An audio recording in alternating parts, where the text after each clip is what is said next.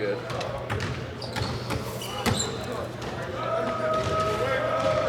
HB, just what's the message with this team after a tough loss last night to a Bulls team that you had the game in hand for the majority of the game?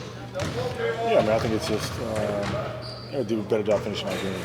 You look at the first time we played them, kind of similar situation. We were able to hold off and win that game, but just playing with the lead, continue to do things that got us that lead, and just closing our games, something I think.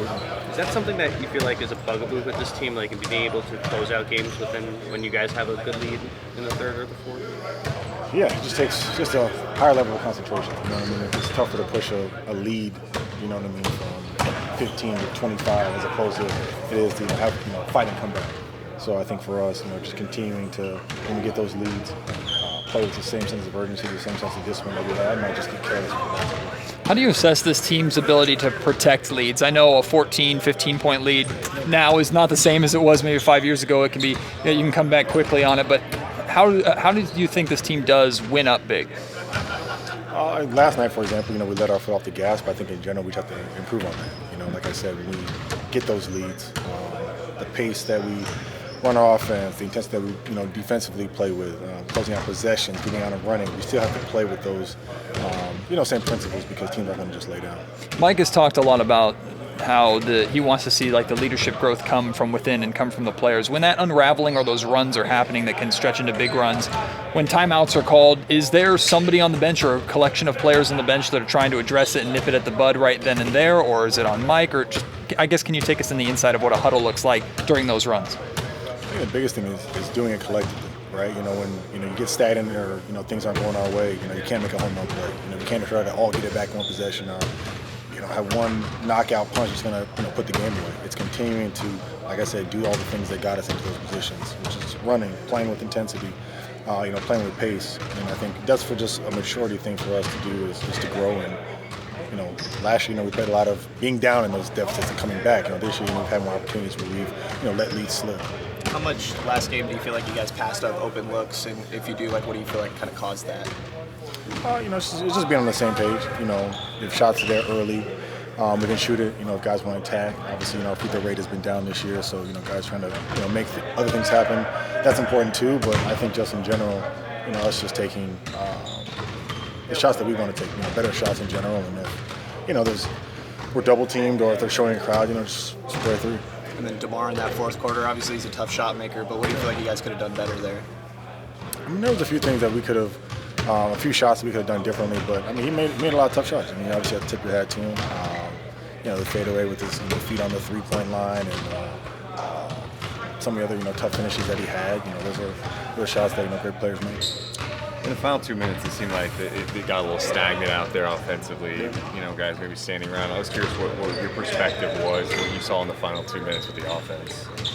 Well, once again, I think it comes back to the first 46. The things that allowed us to get those shots is moving the ball side to side. If you just try to attack on the front side, it's going to be difficult, especially late game. You see if you take still pictures of the last 2 minutes, the crowds that were being shown, with just no movement, it's going to be hard to generate shots for anybody. I don't care who it is in this league. So I think, like I said, us just moving the ball side to side, that's when we got our best looks. That's when we get our best offense. That's what allowed us to get the lead. And I think down the stretch, we still have to apply those same principles. Yes, we can get isolations for our guys, but the ball movement is big. So is that just overthinking in those moments? Why do you think that happens? No, I think a lot of times you can look at the way they play, and maybe if they wanted to slow things down or get to a pick and roll, get to isolation, that's not necessarily what we have to do in return. It's not just saying we'll go isolation for isolation. We can still rely on our movement, we can still rely on our shots to get us there because, like I said, their defense became a lot of walling up, became a lot of crowds, and it became tougher for us to make plays, run a lot of bodies. Obviously, the players-only meeting happened before last night's game, but was there any circumstances from last night's game that, if you're comfortable sharing or able to share, were addressed or brought up specifically, whether it's intentionally or broadly, just about what happened? I think just in general, what I just said about just stagnant offense, I think that we have to just trust and rely on late game. Our ball movement is no different than our first three quarters. We can still move the ball, we can still get shots, guys can still be in a flow, and and take those shots. You know, we don't have to just slow ourselves down, try to get to an isolation, try to find a mismatch, and just bog ourselves down. I think we just need to just go out there and continue to play, continue to move, and know that the ball finds energy. So I think that's what can allow us to get through those spurts where we just can't score. How much do you feel like your pace is reliant on getting stops, and how do you like still play fast if the other team is scoring on the other end? Well, I think pace is huge.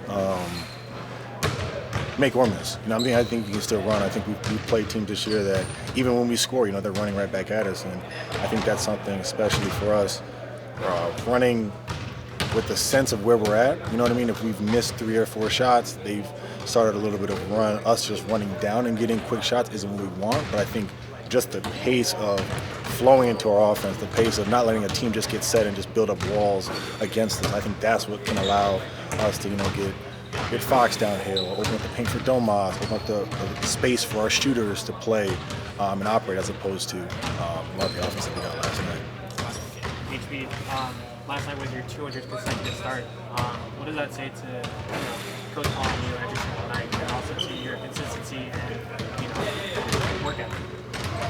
Yeah, I mean, I think from the average fan standpoint, you know, they look at us as robots, but you know, we're humans. You know, we leave the gym every single day. We go home. We have, you know, obligations, responsibilities, and, you know, definitely credit to, you know, the team of people that keep me healthy, that keep me on the floor. You know, it's not just, you know, willpower of my own just to say, oh, I want to go out there and play every single night. You know, it's a lot of people, from teammates to coaches to therapists to, you know, all the recovery modalities that we have, that just allow me to be able to come out here and play every single night.